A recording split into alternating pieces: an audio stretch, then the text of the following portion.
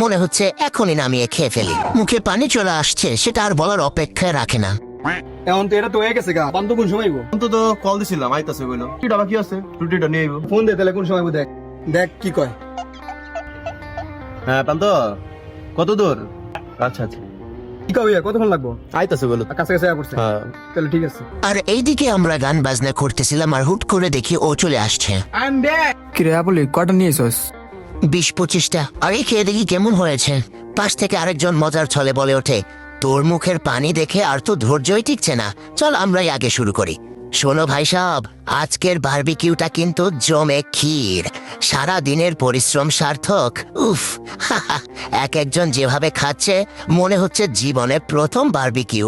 পুরো funny moment.